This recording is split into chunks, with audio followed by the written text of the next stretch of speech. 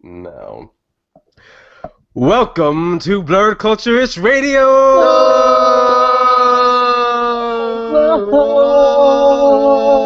Oh, yeah. You too. Different from our normal By Smeaky podcast where we can just vibe out and talk about whatever we want happening in the nerdtainment industry. Today I'm joined by my co-host Ethan. It's Ethan with the good hair. And Humps. I break chains all by myself. Won't let my freedom rot in hell. Hey. All right. I'll keep running. Yo, shut up. I changed the key because she's trying to blow out my vocal cords with that. She's out of everyone's book. Anyhow, and today we'll be discussing convention news. X-Men finally comes out the shadow of the other three hero movies, all whilst drinking the lemoniest of lemonades. But first, we will start out with new news by Nintendo. This week, it was announced by Nintendo that March of next year, they will finally release their NX system. Yay! But they will be releasing, they've delayed Zelda again. This is the third delay. So now it will also come out the same time as the NX, but will also be released on both platforms. So it'll still come out on the Wii U, but will also come out in the NX. Weird move because they will also be only show. That's the only thing. They're not going to have much of a presence on E3 this year as well with their system. So their marketing team has been. They're not showing it at all, right? Yeah, they're not showing it at all. All right, well, you go Nintendo. If I have to say anything, they did lose their president from last year, so they're working with a new guy. And I'm guessing he's trying some new things. I guess so. Like building zero fanfare for this new system that probably won't sell again, which sucks because I want Nintendo to do well. Yeah. I mean, I was just gonna say, yeah. So far, his marketing jobs for these things have been weird. Like Star Fox Zero just came out, and that kind of and they got zero press. It had a cool anime short to promote it, but outside of that, the game did not sell so well. But yeah. What are your thoughts on that? I saw commercials for Star Fox, and I was even considering of getting it. Reviews weren't popular, which I don't always base it on, but I kind of go with my gut instinct. As it pertains to Nintendo and this new president, Nintendo has kind of always had this record of not coming up short, but not really competing with the other big two. I'd say post Nintendo 64 era, Nintendo has been playing catch up in a sense, like GameCube, which to me I love the system, but it has some shortcomings. Like even Troy probably remembers like Phantasy Star Online. They released the game without online capability, which is a little confusing. But that speaks to that speaks to kind of Nintendo's mindset, which I don't always fully mind, only when it comes into being a negative reflection of their business. And that's what I feel like this is another level with them not coming, to E3 for the NX. It's counterintuitive to me. That's what this is for. I feel like, it's for the fans, it's for, your business essentially. Mm-hmm. And I'm not sure what the decision was and why they chose to do that. I will say. Oh, go ahead, Sean. My bad. So I guess Ethan and I talked about this a little bit the other day. I respect that Nintendo sort of plays their own game, no pun intended. They don't really chase Microsoft and Sony because at this point it's just sort of a lost cause. They're sort of gearing all of their work to their target audience, which is great. They sort of have their own thing going. They're very unique. They've always been unique, and they're going to stay that way. The problem comes when you need to start selling systems to remain relevant. And I think with the current marketing strategy, if there is one, because honestly there just doesn't seem to be one, they're going to start to lose that target audience too, and then they're going to. I'm afraid to see them end up like Sega. I mean, if anything, the cool thing about Nintendo is that they have so much money from all their other things. Like 3DS is really holding it afloat at this point. Right. But my perfect analogy for Nintendo, any game consoles in general, is that I look as I look at it as right now the PlayStation Sony is like if it was high school, PlayStation Sony is the football team, right? Mhm. And then the Xbox is like the basketball team, right? So at the PlayStation, they're more popular. Everyone in the school knows them. Everyone loves them. Xbox right now kind of fell from grace, but they're still just as technical and as good as the football team. Mhm. While Nintendo is basically like art class. That's like all the artsy kids who were in They're the- band. I feel like they're shade a little bit. No, I mean, well, it is. I mean, it's fake, but at the same token, it's like they put their heart in the most and like Yeah, they no, do you're their right. best work, It's the whatever. drama club. The drama club. But it's like they don't know how to promote their thing. They don't want to. It's like the hipsters where they don't want to sink to the levels of having like stupid branding or doing these gimmicky first-person shooters for their thing. But they also kind of need it because it's 2016 and they're going to keep rehashing all these games. Like also I mean, they've lost almost all of their third-party support, which is 100%. crazy. Yeah. I think 100%. Lego's the only third-party developer still behind them. Which I mean, they did say they hired a bunch more people to make exclusives for their new system. So it's just really, I mean, honestly, what I think they're going to do is they're going to have Zelda, Mario, and another Smash Brothers their first year. Because I heard that there was a rumor for Smash Brothers, and then that'll be their bangers to get them started to fulfill whatever they're doing. But yeah, they have plenty of plenty of missteps, man. It's like it sucks being like Sean and Ethan knows too, but Sean knows I've been a Nintendo kid since like forever, and yeah. So as soon as I came out, I was like, give me a tattoo that hand on my shoulder right now. So for it to hear about this and what these weird decisions that they're making for their future of their systems, it's I don't know. yeah. It's disconcerting. You know, like I went to Redbox the other day to look at movies and video games, and the fact of the matter is that there's no Wii U stuff. You know, there's PlayStation and Xbox, and as much as I don't personally, mind that Nintendo doesn't directly compete against the other two, just business-wise, as it was said earlier, I don't want them to lose and be out of making these games because I love Pokemon, Super Smash Brothers, Mario franchise, Zelda. Yeah. Exactly. Don't want to lose those. No. So cross my fingers. I mean, I really would hate to see Mario pop up on an Xbox system eventually, but I feel like I wouldn't be mad. That's one less system I have to buy, but not unless unless put on Sony where you got to buy another PlayStation in order to play their games. Hey, Shots fired. Anyhow, true. all right. Also, so let's shifting to some good news. This week, the final X-Men trailer came out. Hey!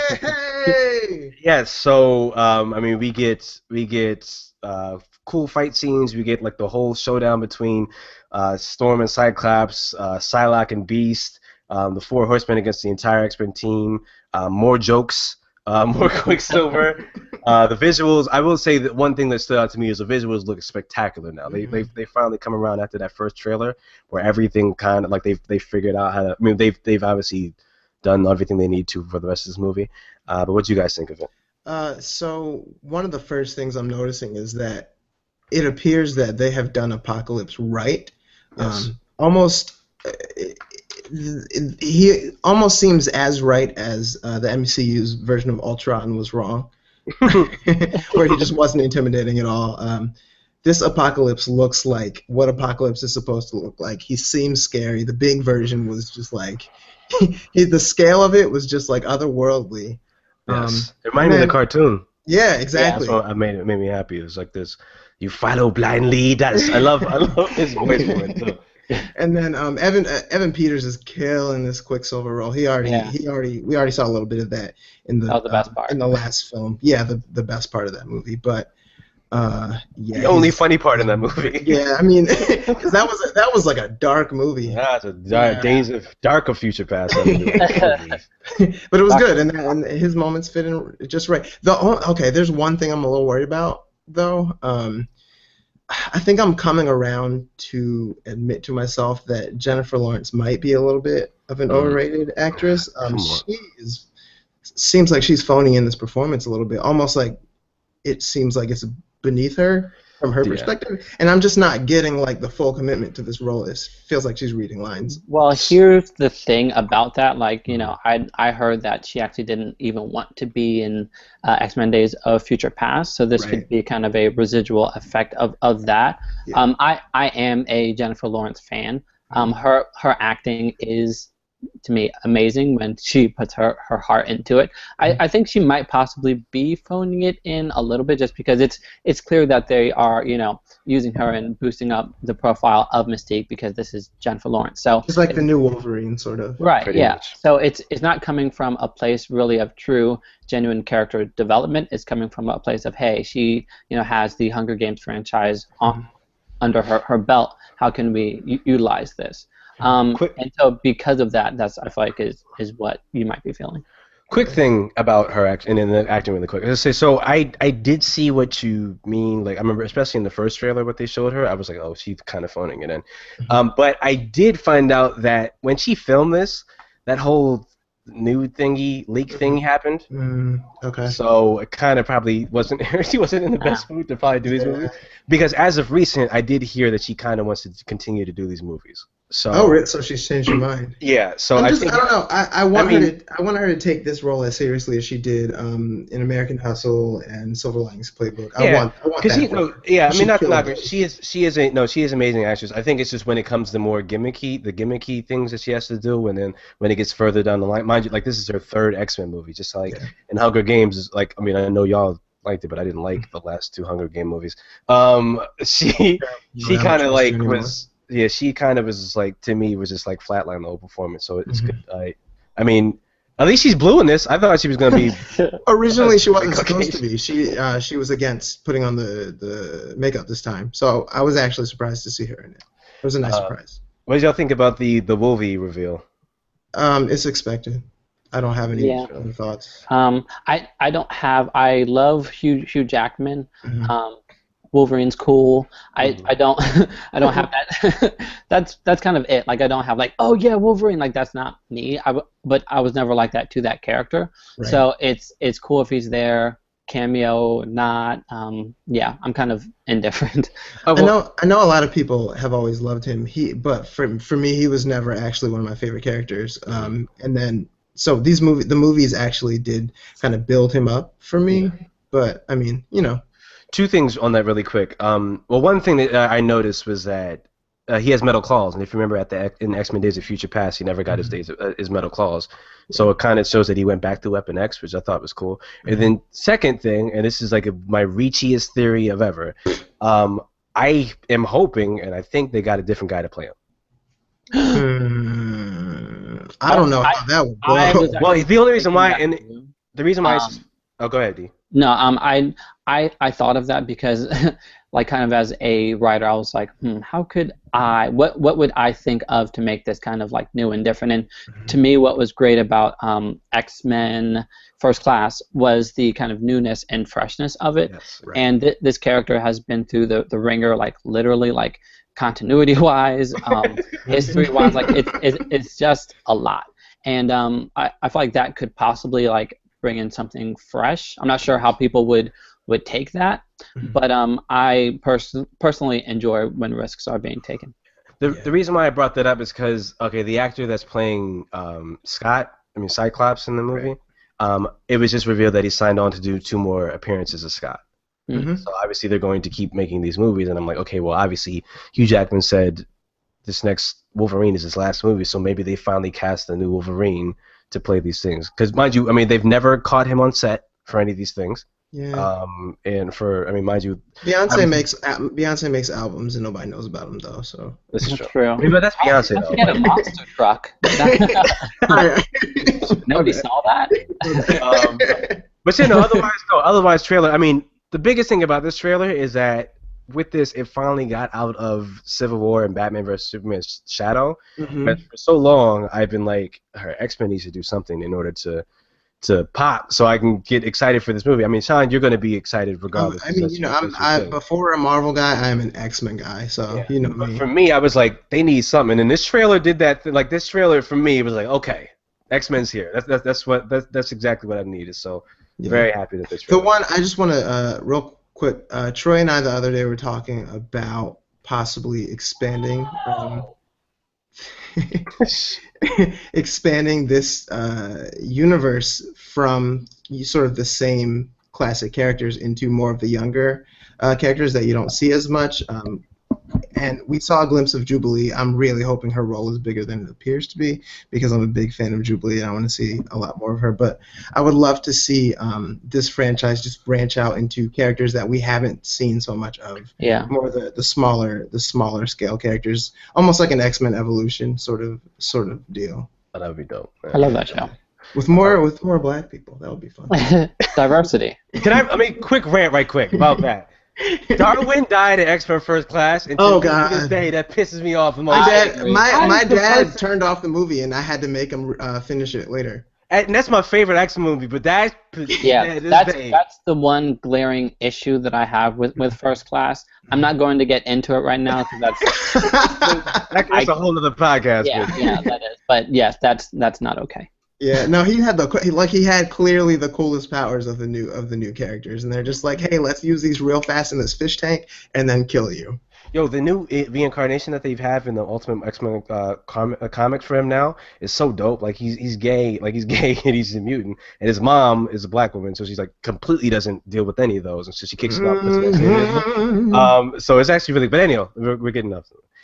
All right, so yeah, can't wait for X-Men. It comes out the end of next month. Pretty. So, yeah. All right, so now to bring this show to a halt. It has been reported that Fox has decided to drop out of this year's Comic-Con. So they will not.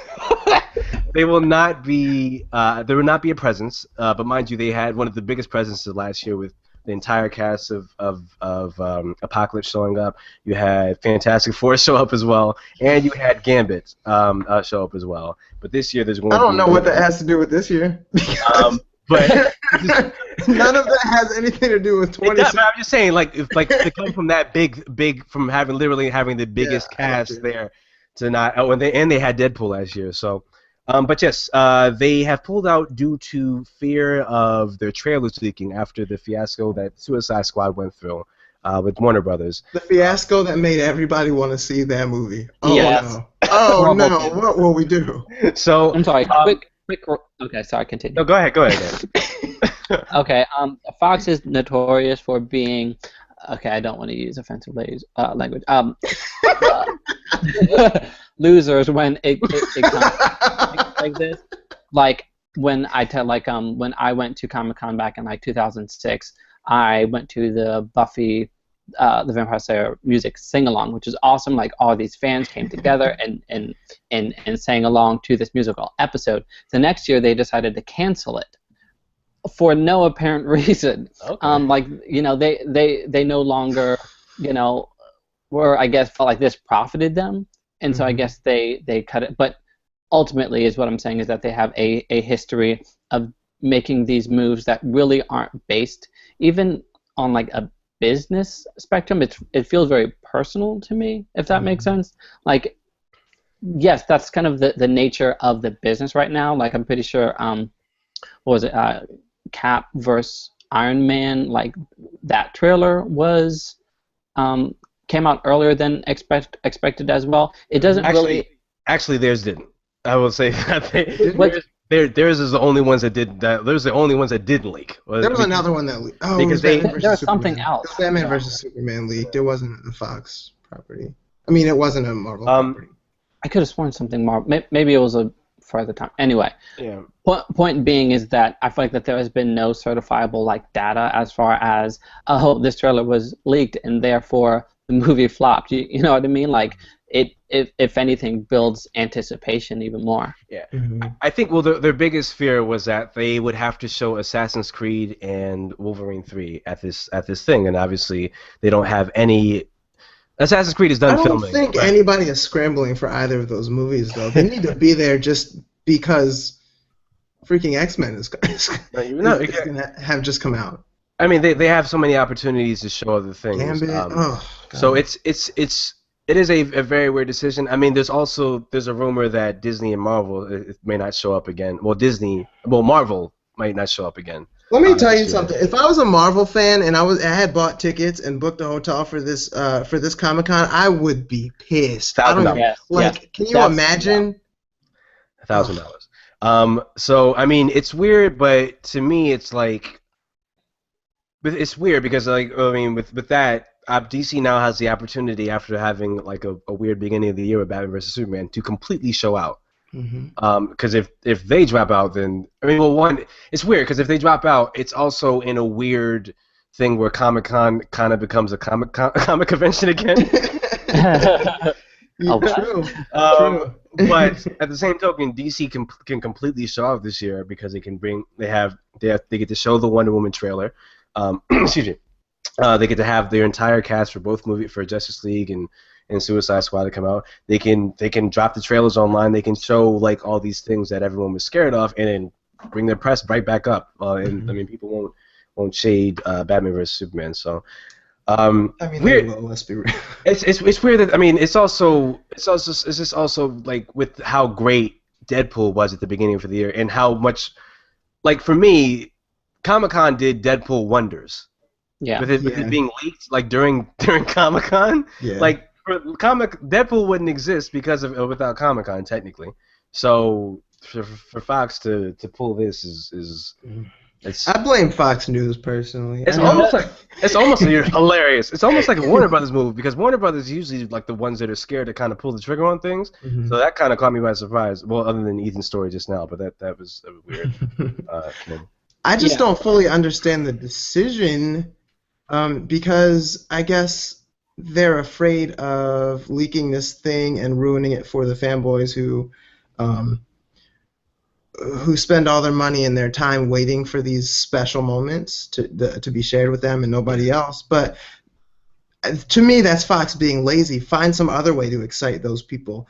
Everybody wants to see these trailers. Just show them to us. Or don't pretend you have any and then drop out or whatever. I don't know. Man. I think, and the other thing is like, I mean, they like to hide behind the excuses like, hey, these people spend $1,000 to sleep in the hall for like 8 hours before the show is to come get a glimpse of the thing. But I mean, the way to solve that is just make the experience more memorable outside of the trailer for people. Make it be more creative. Don't just hide behind the trailer that everybody's gonna see anyway. Exactly. Yeah. So. Agreed. But yeah, so that was I mean, I'm still excited for Comic-Con. I mean, DC ain't dropped out yet, so. As soon as DC says something, I'm like, I'm out, dog. All right, so okay, and now for the return of Game of Thrones. This week's Game of Thrones, there were thrones in a game. You don't thing. I don't watch the show, so so I'm gonna let Ethan and No, Sean handle nothing this. choice, no.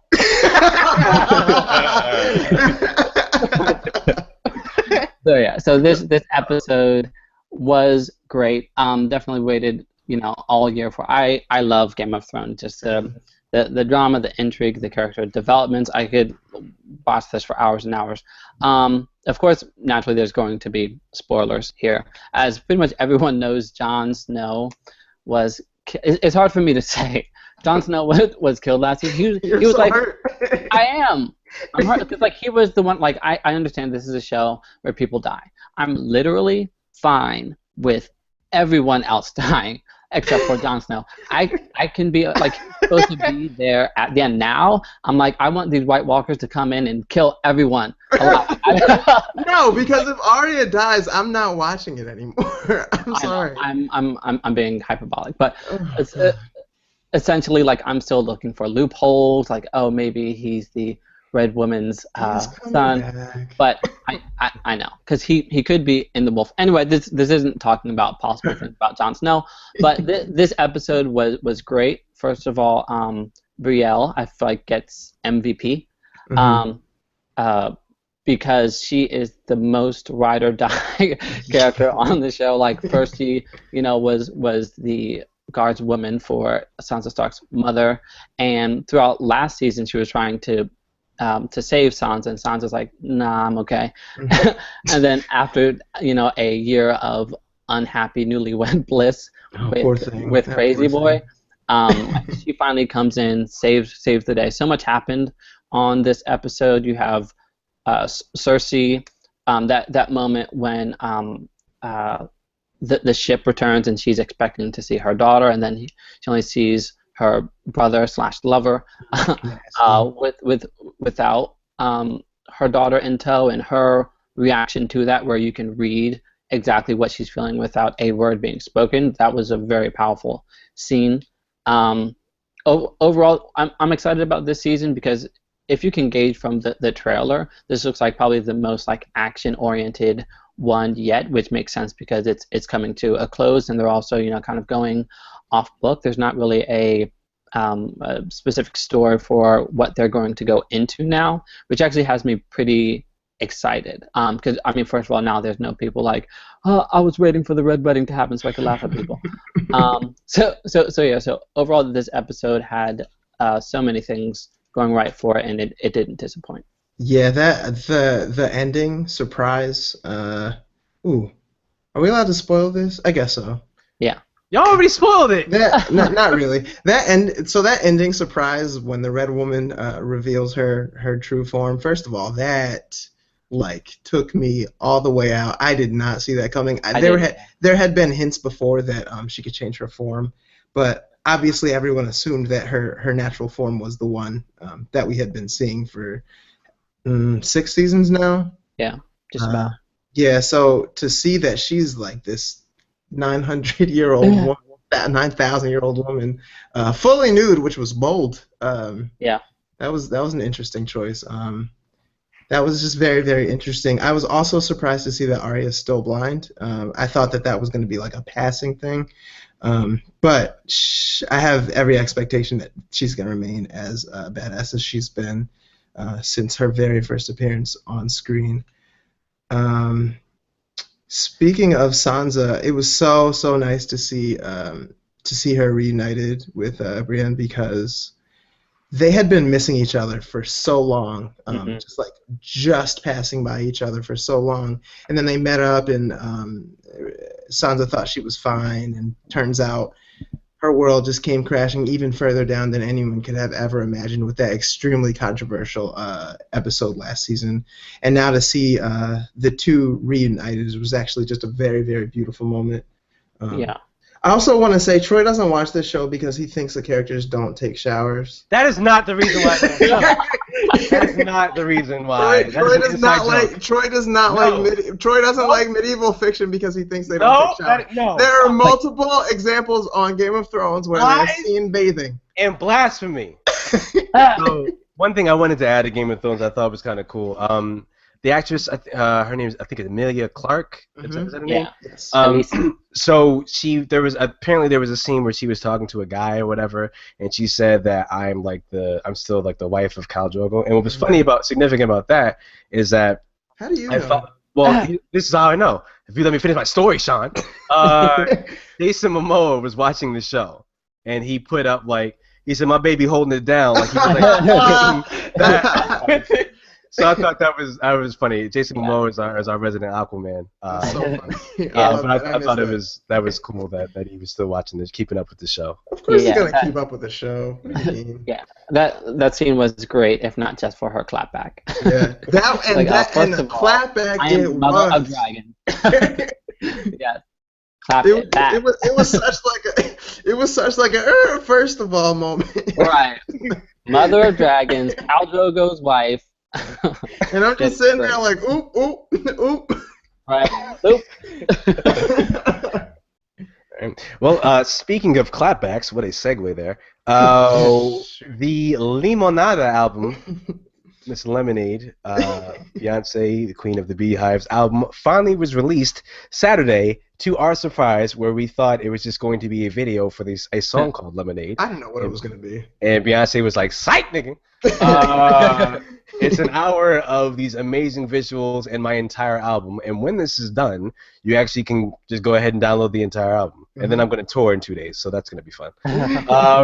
So no. And no, it didn't even get to end. It was dropped with like 10 minutes left to go.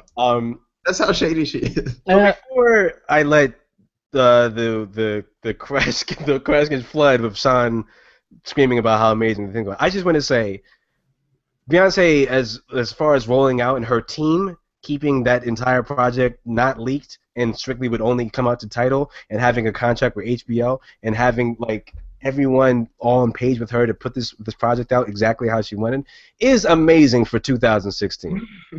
Like you literally had Kanye where he said, "I'm gonna release this album February 11th." Then he moves it back. Then he moves it back, and then he's like, "I'm gonna change the album up because I don't like how songs are." Beyonce is like, "No, I've worked on this for 2.5 years. I'm going to put this out exactly how I want, and no one is going to mess up my vision." So I will commend her for that. But outside of that, bravo, Yeah. Beyonce. I've never, to me, what was most exciting about this album to me is that this isn't Beyonce anymore. Mm. It's like super Beyonce. Like it's like she Super used her. Saiyan Beyonce. It's like she's Mega been. Beyonce mom. It's okay. It kind of okay. This is Ethan's gonna get this. It kind of reminds me of Booster Gold, right? Where Booster Gold like is a comedic hero in DC where he like knows about things and he uses his power for popularity to get superpower popularity. And then he at one point he snaps out of that and becomes like a really good hero. And this was my for Beyonce because Beyonce finally used all her power and the 90% of the world that loves her for good to raise up black women potentially. But I loved it. I loved every second of it. What about you guys? Yeah. Yeah. You can go ahead, Ethan, because I have a lot to say. Okay. All right. Well, let's just talk visually. This was a masterpiece. I mean, this is better than cinematically anything that she's done previously. I'm a sucker for drama and poetry and those two worlds of art colliding, and just there's so many beautiful pictures in this of black women and scenery and Yes. and just kind of even things that feel very like natural mixed with things that feel supernatural, and I just love that marriage of those two things. And so that was probably my favorite part, along with the social commentary, having the mothers of fallen victims hold posters of their sons. I feel like that was a very powerful thing, and I'm always on board for people who have a platform to use it for good, and she did that with this song. All right, my turn.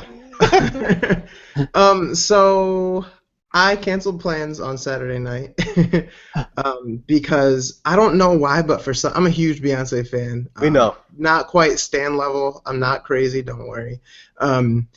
But for some reason, I just wasn't that excited about Lemonade, and I think it's because I just assumed it was going to be sort of like a documentary, which is great, but you can watch it later. It's not something that's going to like change my view of music as an art form. So when I decided to cancel my plans and watch this, just in my opinion, masterpiece at 9 p.m. On HBO, honestly, it was one of the best decisions I have made in a long time. That may sound dramatic, but it really did. This Lemonade film and album are so inspirational to me already. What Beyonce did creatively has, in my opinion, not been seen in generations. And I think the only people that she has now ascended, in my opinion, firmly to the heights of the Michael Jacksons and the Princes, of course, and the Elton Johns and people like that. Yeah, absolutely. One song in particular, "Don't Hurt Yourself." It's interesting that it came out now because it feels so Prince-inspired to the point that Jack White's parts in that song sound like they were intended for Prince to sing them. Can you imagine? First of all, can you imagine? I don't want to imagine it right now, man. No, I'm sorry. I'm sorry. It would have been amazing, and but I'm grateful that we got that song sort of almost as like maybe an unintended celebration of him. Yeah. But and then of course, thematically, there was a lot of talk on Twitter the whole time. I actually live tweeted this. I don't often do things like that, but there was a lot of talk on Twitter on the themes of the film, and obviously there was a very clear main story about infidelity and going through the stages of acceptance of that. But what stood out to me more, actually, and what I wish more people had would be willing to consider is all the subtext of the film. It was so just unapologetically black. Um, the imagery, the locales, the choice of doing like Beyonce did a country song, but it was led into with jazz, just to almost remind people that this is where this country music came from. It came from our people, and then she had all of the mothers again of the lost children. That was extremely meaningful. Of course, her beautiful baby Blue was in it, and I don't know, it really touched Serena me. Williams. Yeah. Oh God, Serena Williams' thighs were all up in there, Actually, so all I will up say in there. Looking Sorry, back at it. let's continue this monologue. All right, so I will say what's going to make me happy the most about this album is just to see black women happy. Yeah. And that's cool. Like I like when I like obviously the Serena video.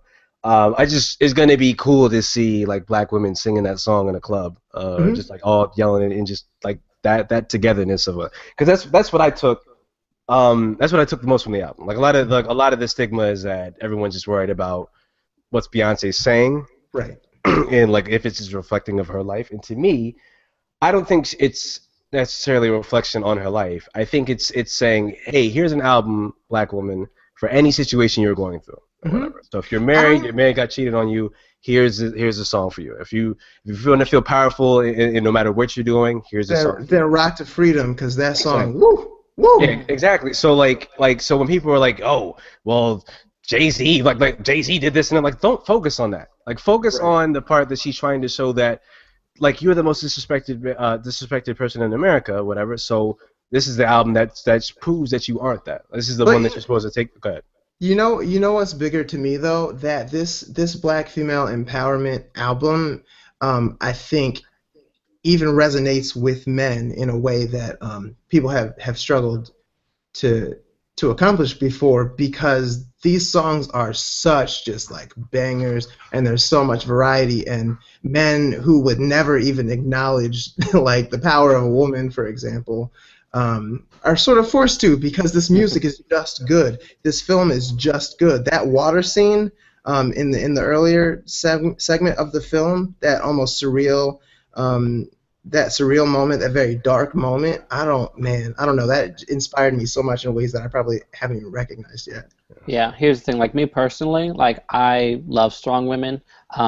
When it comes to even singers, I prefer female singers to male singers. Same. I like their range. I love high notes. I love all that. You know, I've never had an issue as it pertains to that, but I can definitely see how this could really open the eyes of many people who wouldn't have had them open prior to this. I feel like in terms of, I separate, you know, Beyonce as the person from Beyonce is from the artist. I have the tendency to psychoanalyze people. It's not something that I can always control, and so even the subtext and the blatant context of some of her lyrics weren't as shocking to me as other people. Right. And I think that's probably why I can differentiate between the message and her personal life, because once again, I keep those two things separate. And I look at the good at what this can do over kind of the drama and the gossip portion of it. Mm-hmm. Yeah. So I mean, Absolutely agree. yeah. So the overall album, amazing. Obviously, I'm going to go through like 5 more playthroughs of it before tomorrow.